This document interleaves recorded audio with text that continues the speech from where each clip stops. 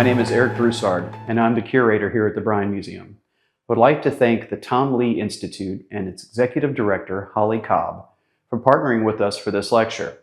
The Bryan Museum is honored to be a stop on the Tom Lea Trail, which is the first heritage trail named for an artist in Texas. The Texas portion connects 11 cities where Tom Lea lived, worked, and left his mark.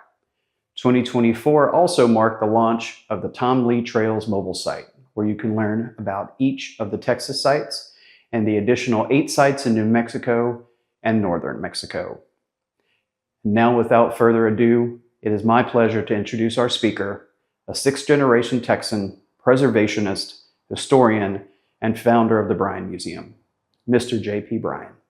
Remember to subscribe to this channel and share this episode with people you know will enjoy all things Texas history. Thank you, and enjoy the show.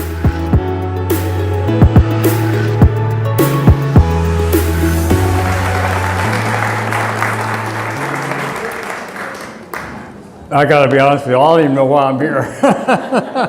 Except to give you a talk about something I'm fascinated by. But, you know, I don't know why I keep signing up for these programs, but I know it has to do with my affection for what we all share, which at the core is our history. I mean, truly we share in the most remarkable history of any state in the Union.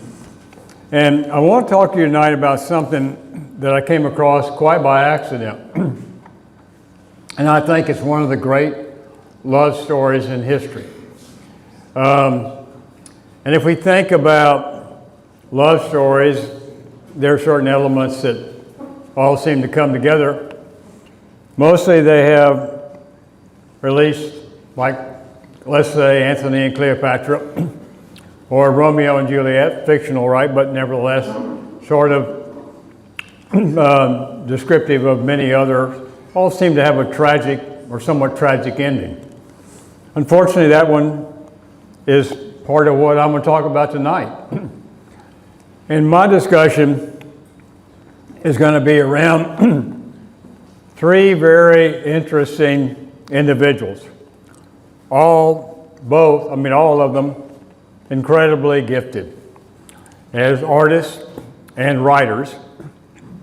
Fremont Ellis, Tom Lea, and Tom's wife, Nancy Taylor Lea. And they all shared common interest for a period of about 12 years.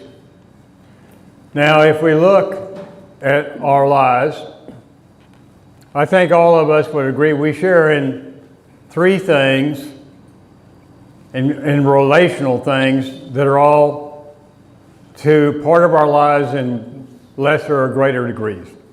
1, we have mentorships. We have friendships. And, believe it or not, we have a thing called love ships. That's not a love boat, by the way. But it's truly a word that describes your love for another person. So if we look at each of those, starting with mentorships, we would say that that relationship best identifies itself by someone giving to another their guidance, counsel, ideas, maybe a support of a job, or maybe even some financial support. But the mentor rarely gets back from the recipient what he gives. And often too frequently, it's either years later that the beneficiary of that mentor's advice or guidance is recognized by the recipient, often too late to even say thank you because they've already passed on. In a friendship, don't they always begin with, oh my gosh, the greatest of all expectations, we're going to have a wonderful, joyful time together, and we're going to be friends, not for a moment in time, but for a lifetime? How frequently does that happen? Almost never. But let me say, don't make the mistake of saying that friend wasn't important. Don't write them off because they disappointed you. Because if you look across the tapestry of your life, it's my observation that the sum total of the friends that you've had in your life nothing will better define you than who they were. You will be defined by the people you decide to call friend. And then there are those people you love. And that is a totally different relationship. It's a rare, exceptional one. And it, like friendships, do not always end as we hope at the beginning they would. But they nevertheless are defining. And they are very significant in the people that I'm going to talk about here today. But all of what I'm about to tell you didn't come about because I was engaging in this historical investigation because I was looking for a love affair. I was simply beginning this effort to do research on the life of Tom Lea at the request of a very dear friend at that moment in time, Dara Margot. She wanted me to give a talk on Tom Lea to the Tom Lea Institute, which I had in part helped her in its early beginning stages. So I began to do research on Tom. Now, I'd actually met him before I met Adair through the offices of a fellow resident in El Paso named Carl Herzog. Now, Carl Herzog was a book designer. And you may say, what the hell's a book designer? What do they do? They actually design the book. Every book that you get will have some quotient of design. Whoops, my duck's calling me. I've got to turn him off. Anyway, so a book designer, he picks the type that's going to go to sell for the words, the quality of the paper, the design of the book, even the illustrators that are used and the illustrations that are used in the book that will further embellish the story that's trying to be told. And that's what Carl did. And he was probably the greatest book designer that's ever called Texas home. And he and Tom Lea collaborated on numerous efforts. One thing they did was an exceedingly rare book called The Diary of Nancy Lee. It was done in 1937. There were only 25 created. They were beautiful, limited edition books, signed and numbered. That was Tom Lea's, which I'll make further mention of, lasting tribute to his first wife, Nancy. I wanted that book before I knew anything about Tom Lea's life. I got it. It's in my collection. And as a book collector, I do what most book collectors do. I never read it.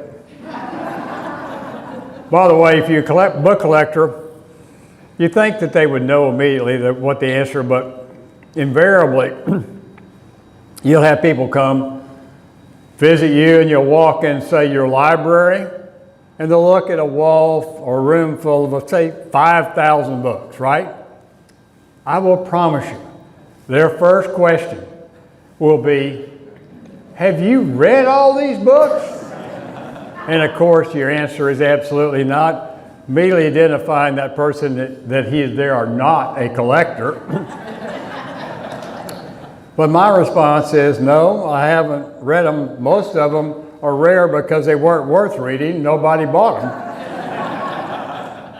And the other part of it is, no, I haven't read them, but I know why they're important. But it was that book that led me first to sort of connect or to know something about an earlier life of Tom Lea. But it stopped with that book until I started this research. And when I started to research Tom Lea, I began to look at the people that had influenced his life. And one of these was Fremont Ellis. And I had believed that Ellis's influence, at least that was my first early impressions, on Lea and his work as a painter were rather ephemeral.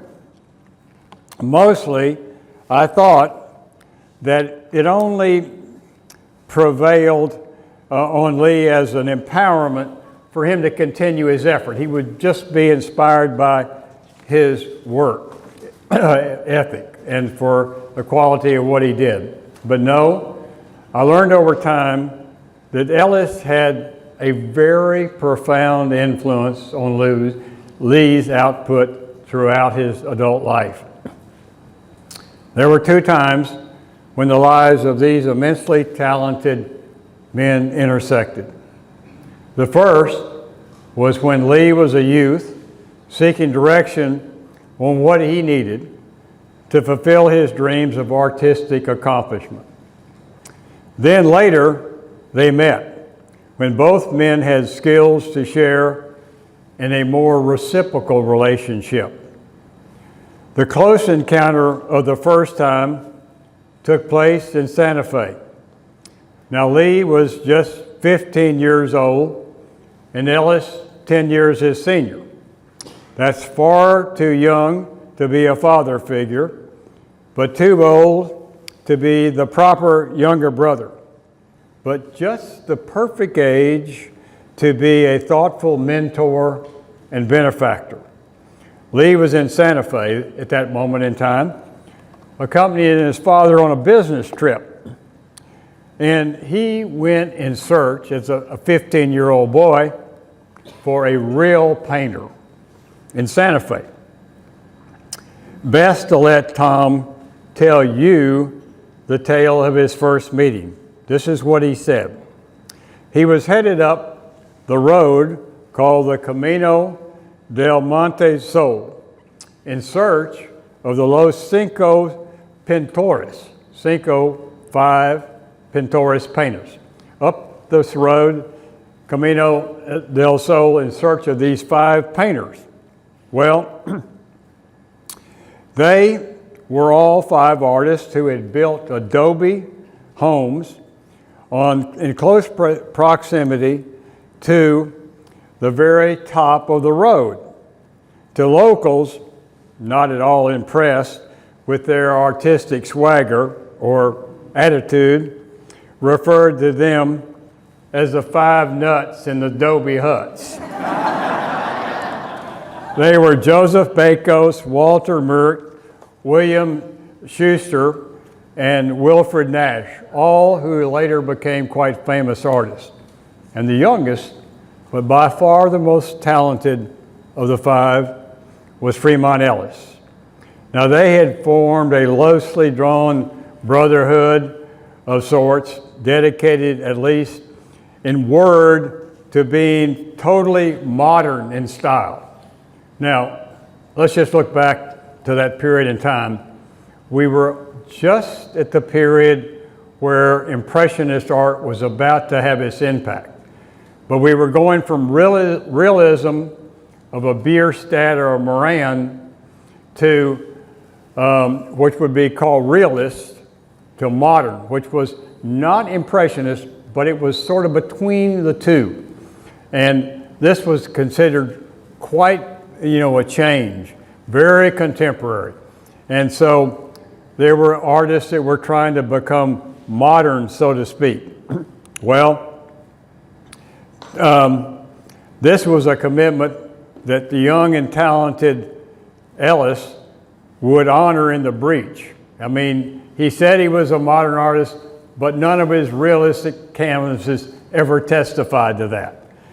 Tom Lea said in the summer of 1922, he was a 15-year-old and going to be a junior at El Paso High School that fall. I was also the earnest owner, he went on to say, and blundering operator of a box of oil paints. And I was possessed of a desire deeply dyed a very serious desire to become an artist, the real thing. Someday, a painter of note. There was, he said, I realized a lot I didn't know about it. In all my life, for instance, I had never set foot in a museum of art. Where I lived, there was no such thing. Where do you live? El Paso, Texas, right? For all of you here from El Paso.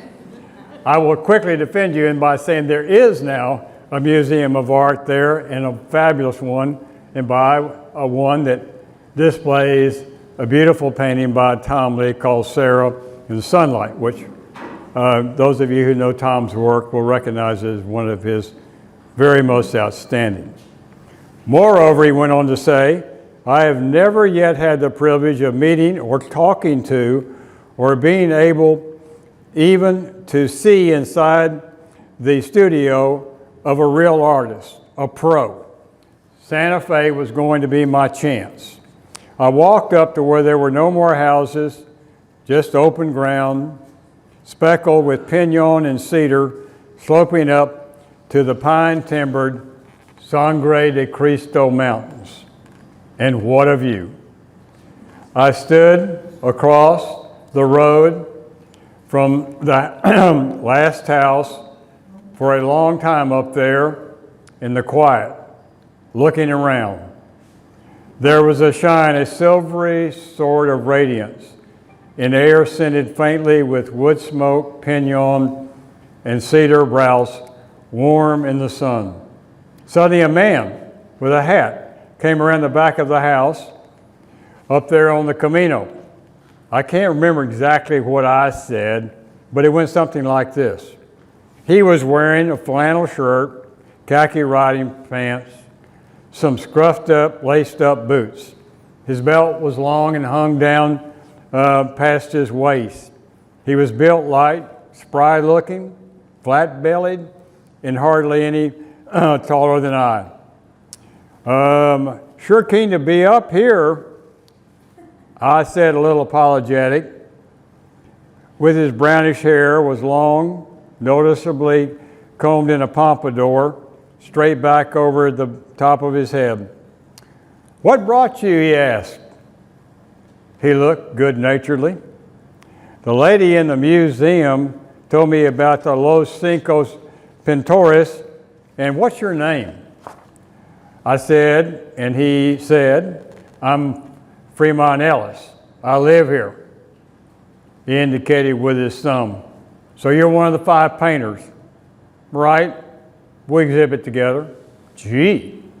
Well, he said, would you like to come in, see what I'm doing? Would I? Oh, man. We walked into a room, maybe not as big and more cluttered, but absolutely like I figured it, a real studio. Excuse me. How do you turn this thing off? Okay, one last chance. Sorry about that. Good quiet. A real, like I figured, a real studio with a north light. You know, all artists want a north light being the dominant light in their studio. So all of you aspiring painters, remember that. An easel with painting on it, great big thumb hole palette all spread with color, work tables cluttered, wadded up paper rags, brushes all sizes, canvas face to the wall, and something I hadn't imagined as much, and that was the aromatic smell of spirits of turpentine with cold pressed linseed oil and Damar varnish. It seemed like incense to me standing there. Ellis said, you paint in oils? He had gray blue eyes looking straight in my face. I try, I said. It gave me a chance to say something. But oil painting doesn't handle like I want, hardly ever. It gets sort of muddled. The lights get darkened and the dark ones get lighted somehow. Ellis looked and said, I bet you're putting the paint on too thin, and then fussing with it when it's on the canvas. Lots of beginners are afraid to use the paint. They thin it, and then they use it like they're scared it'll run out. Then they see it on the canvas, weak, and often in the wrong place, and they try to correct it by piling on more thin paint. So, crisp. You see, you think what you're going to do before you do it. You mix exactly the color you want and plenty of it on the palette. And only then do you load the brush and stroke it on the canvas exactly where you have already decided it has to be and where it has to go. And crisp. See, Ellis's view of this seminal event, God almighty. I'm sorry about this. I thought I turned it off. This is a very insistent person. One last try. Right now, on display at the Bryan Museum, you can find Mardi Gras Origins. This exhibition takes a look at the festivities in Mobile, Alabama, the founding city of Mardi Gras in the United States. This is the first in a series of exhibitions that will take place over the next 3 years during the Mardi Gras season. First Mobile, then New Orleans, and finally, we'll bring it home with Galveston. January 17th through March 9th, you can check out Mardi Gras Origins at the Bryan Museum. Thursday, February 6th, you can meet the real coastal cowboys. This panel discussion led by Jim Hodges shares the stories of what it was really like to work the historic ranches of the Texas coastal plains. Join Jim alongside notable cowboys Lloyd Maxwell, Dave Scott, and Bob Calla for this special program. This is an extension of our Coastal Cowboys exhibition that will be on display through February 9th. And now, back to the lecture by J.P. Bryan.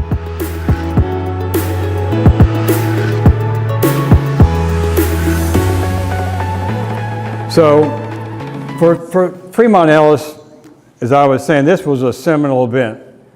He wrote in his diary, Ellis did, Tom Lea, a young chap from El Paso, was up this afternoon.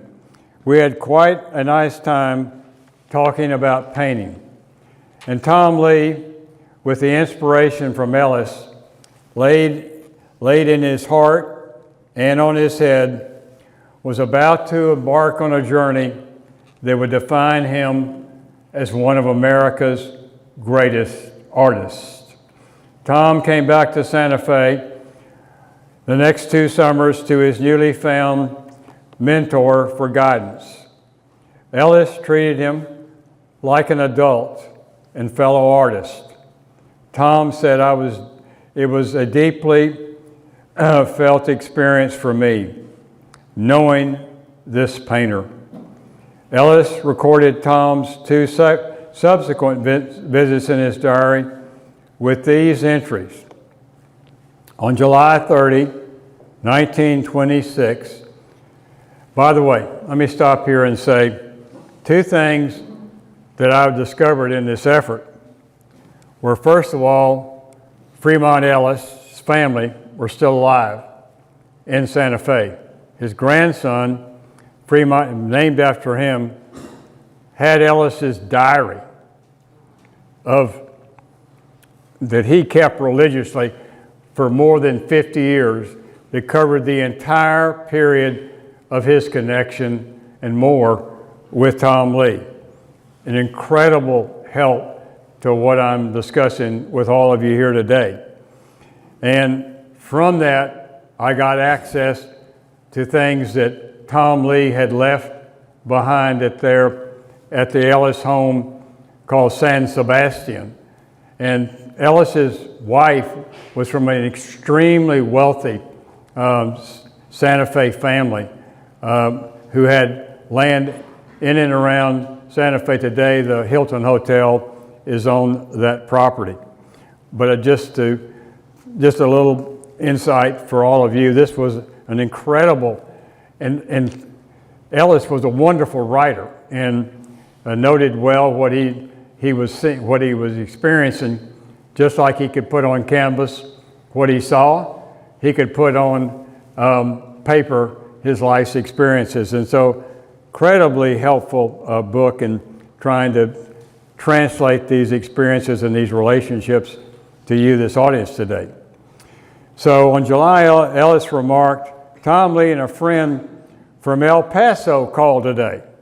Now that friend, I know who it was because I found some other letters around this very subject, but it had to be a guy named Oscar Most. And he was a fellow student from the Art Institute in Chicago, where at this time in his life, Tom Lea had gone to study under a guy named John Norton. Anyway, so Tom had painted a red-headed nude in the bathroom of the Lea home, he and Oscar. And as Tom wrote, that this nude that they painted on the wall with red hair had red hair everywhere girls had hair.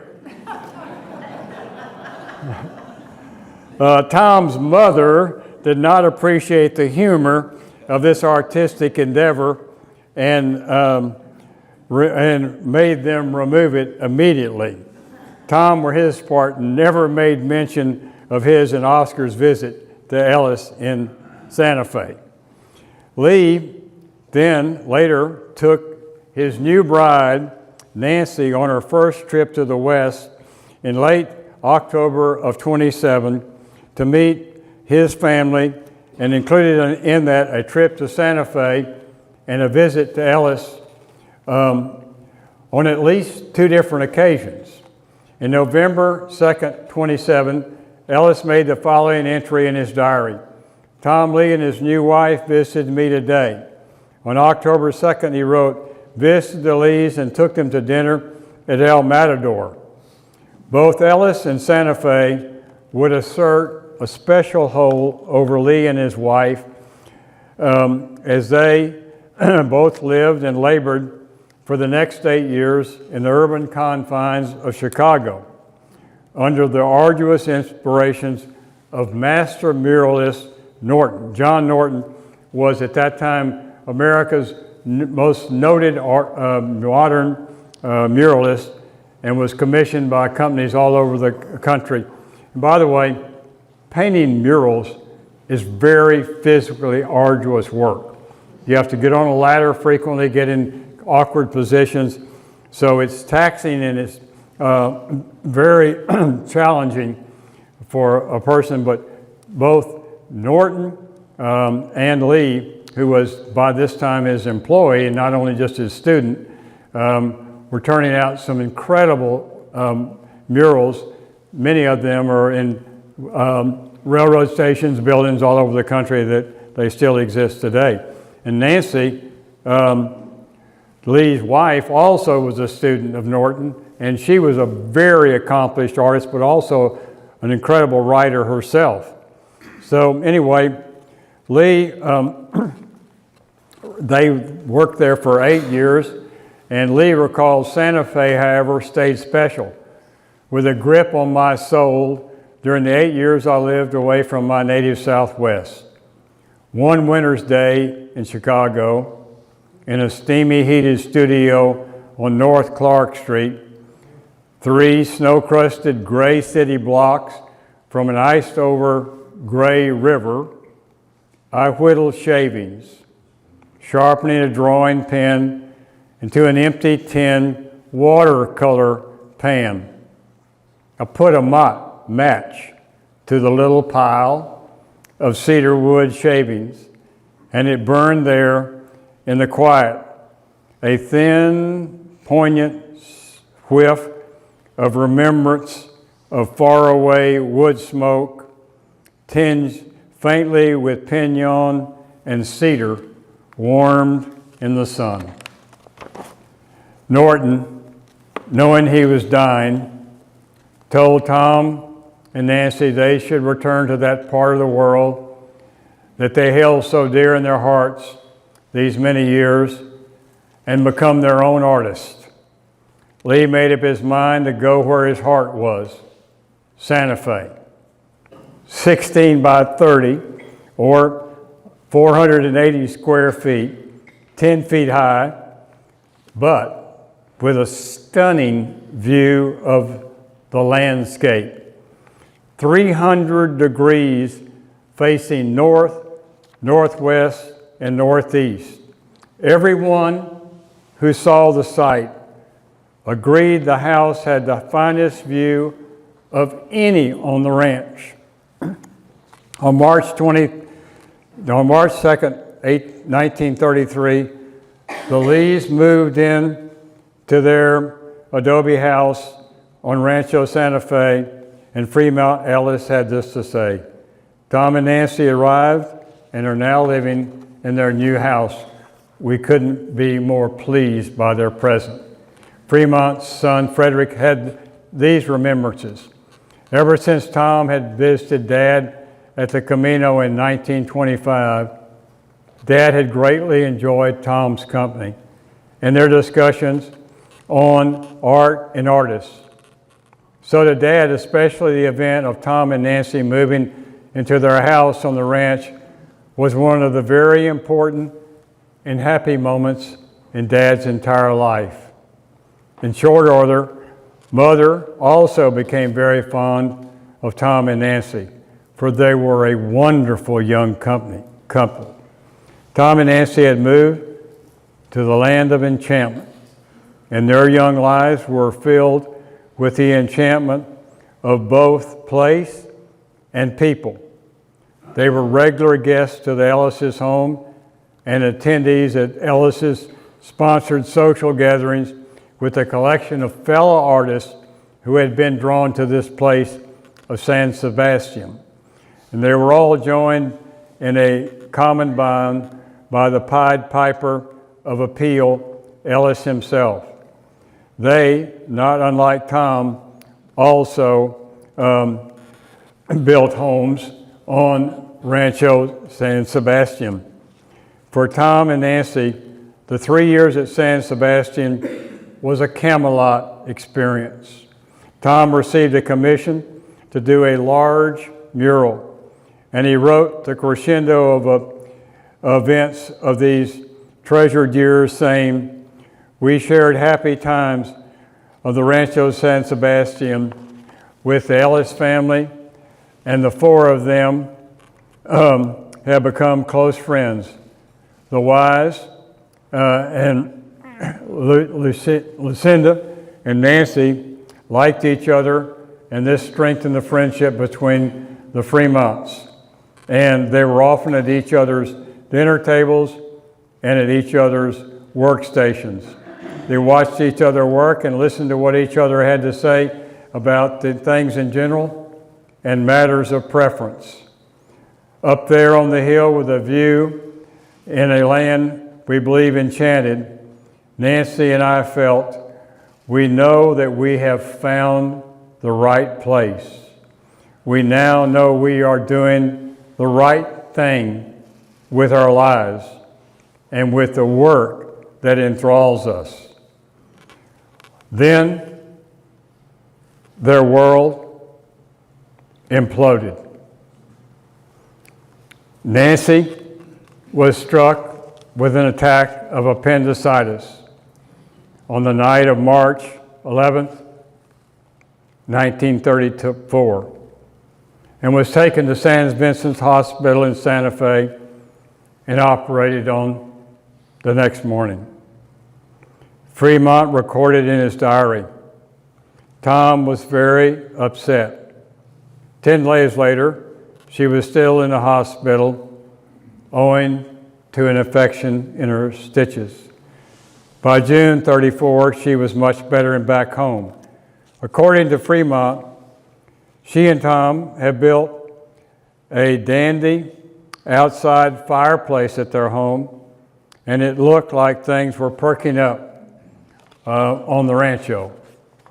In July of 1934, Fremont and Lorenzita had an old-fashioned Spanish wedding at the ranch for themselves. They finally decided to get married after years of being together and having children. Fremont enjoyed himself immensely instead of the event. We had a grand time. Over the next 2 years, the Lees and the Ellises spent more time together than they had in the past.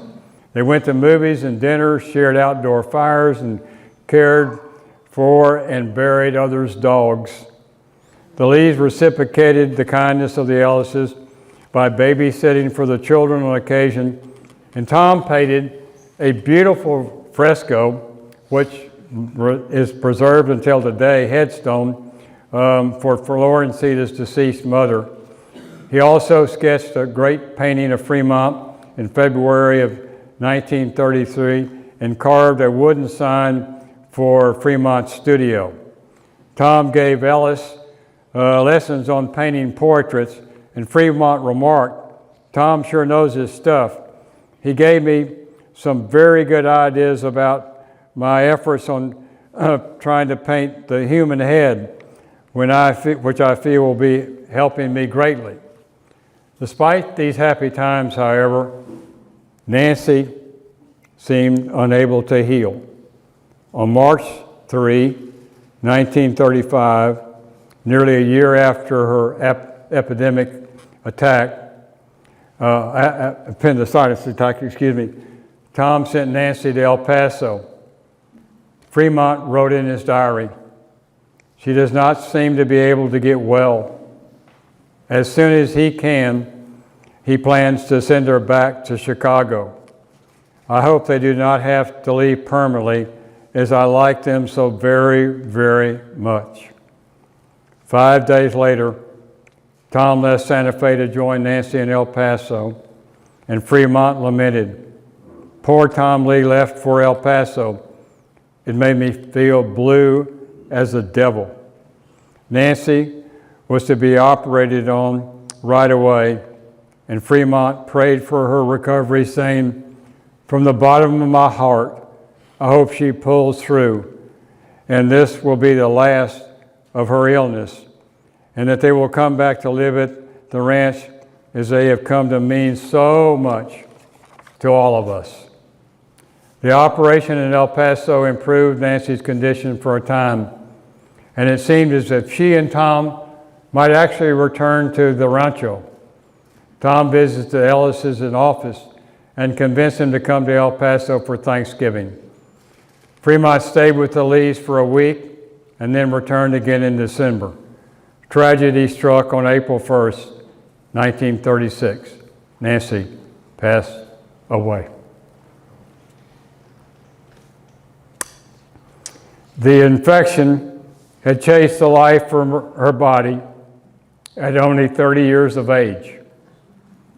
Fremont left for El Paso the next day to be with Tom and had his first experience as a pallbearer at poor little Nancy's funeral. Fremont departed El Paso, and on May 9th, 1936, Tom Lea showed up and asked him to take over his house. On Sunday, May 10th, 1936, Ellis wrote, "Took over Tom's house for his debt to me and some of his obligations in town amounting to about $400. In the early 1990s, Lea discussed the months after Nancy's death, seemingly for the first time ever in his life. He related how he had gone back to Santa Fe with a friend after her death in a pickup truck and packed some things he wanted to take. He said, "The rest I just left there.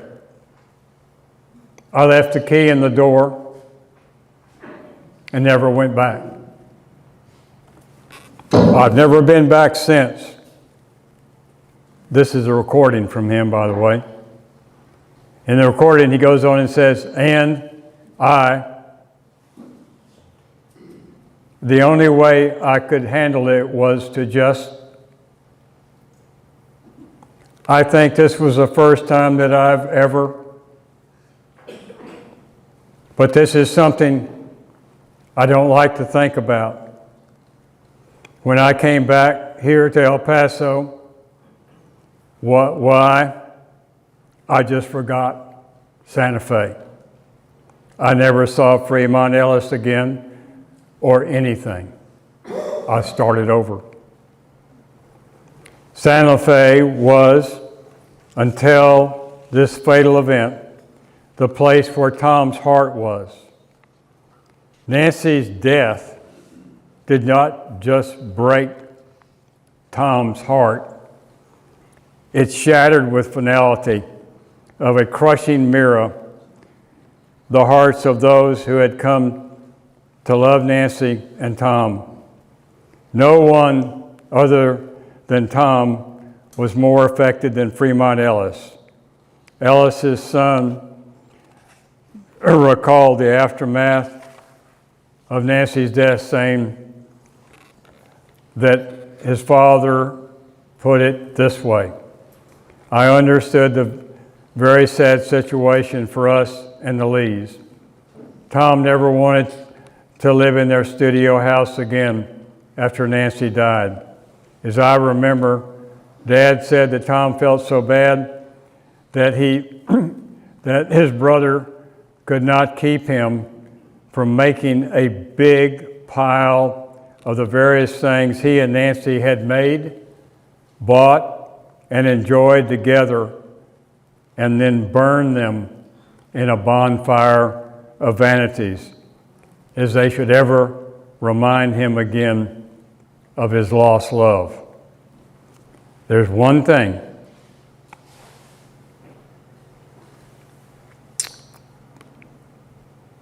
A little trouble getting this one out. That escaped the fire, and which he saved, and that was the love letters he wrote her. And I've never been able to find them, but I know they exist.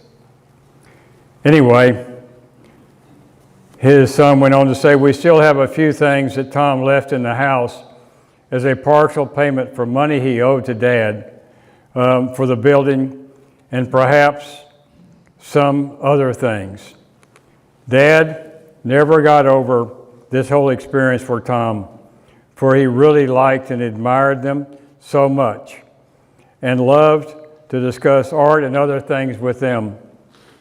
The Brinkleys and most of the other people on the ranch who had enjoyed the company of the Lees so very much were saddened forever by this loss to the little art community. Texas Monthly writer John Davidson noted in May 1983 article on Lee that he and Nancy bought the most inconvenient property they were shown on the entire ranch because of the view of the sunset. And so Tom had lost the idol of his early existence at the height of their youthful celebration of their life together. All of those at the ranch who had been drawn to this uniquely creative couple wept sweet tears of remembrance. Other than Tom, no one lamented the loss of this brilliant and beautiful creation, Nancy, than did Fremont Ellis. Tom's life with Fremont Ellis and Nancy would be purged from his memory and future experience forever. It took death to do apart Tom and Nancy. It took Tom's unilateral decision to excuse from his life his dear friend Fremont Ellis and the achievements of the 12-year connection with Santa Fe. Tom wrote a generic letter to the community of friends at Rancho Santa Fe, thanking them for their support and condolences after Nancy's death. He addressed no personal correspondence to Fremont Ellis.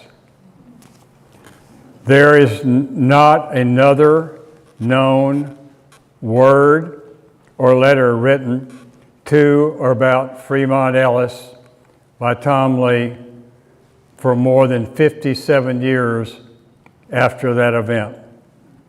Tom did not attend Lucina's funeral in 1959.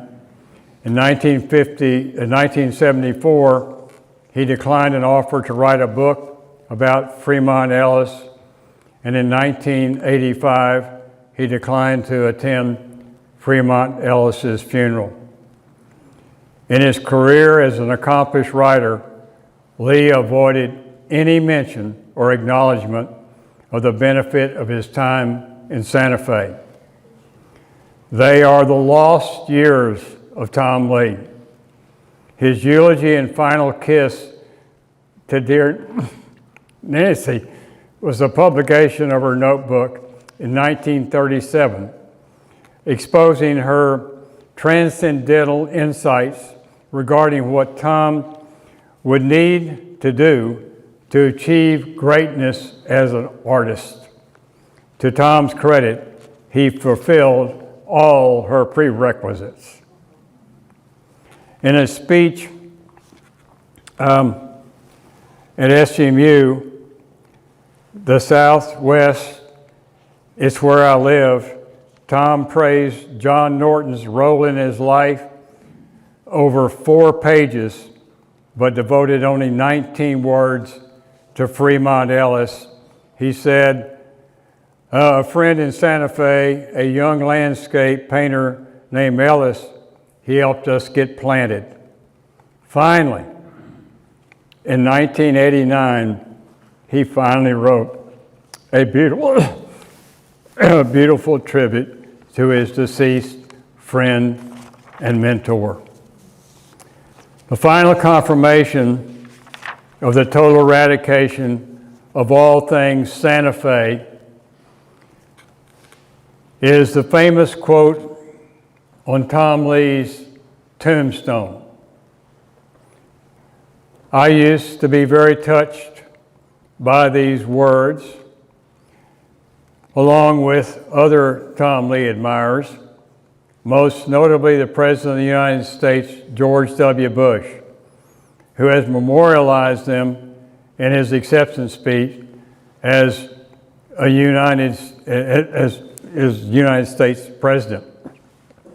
They are certainly inspiring words with near biblical overtones of daily renewal. They are as follows. Sarah and I live on the east side of the mountain. It's the sunrise side, not the sunset side. It is a side to see the day that is coming, not the side to see the day that is gone. The best day is the day coming, with the work to do, and with the eyes wide open, and with the heart ever grateful. But these words, to those who know more about Tom Lea's life, bear a more poignant, subliminal message of finality, brokenness, and dismissal. This is the one public statement Tom made about drawing the curtain on all the facets, faces, and loves of Santa Fe. How do we know? This answer is found on Rancho Santa Fe, or San Sebastian itself. Everyone commented on the beauty of the Lees' view from their home on San Sebastian. Fremont's sunset, as I noted earlier, it had a 360-degree view of the north-northeast. It perfectly framed the setting sun. It was a sunset filled with the inspiration of color, clarity, and clouds, and a peak where he and Nancy could hold hands in quiet contemplation of the completed day filled by meaningful accomplishments. They were rooted in an intense love affair, a gift reserved for youthful lovers. They were embraced by an enchanted land, and they were covered every day by the unconditional affection of Fremont Ellis and his family, and surrounded every evening by a view of Camelot. After Nancy's death, Tom turned his back on the sunset and set his face to the west on the sunrise and a new life. For those left in the bonfire of memories, no person could have missed Tom more than Fremont Ellis. But as an artist who saw both the soul of the land and the character of its subjects, Fremont probably appreciated the pain that drove Tom from his life. When Tom left and said, "I will not come back," Fremont remained an ever faithful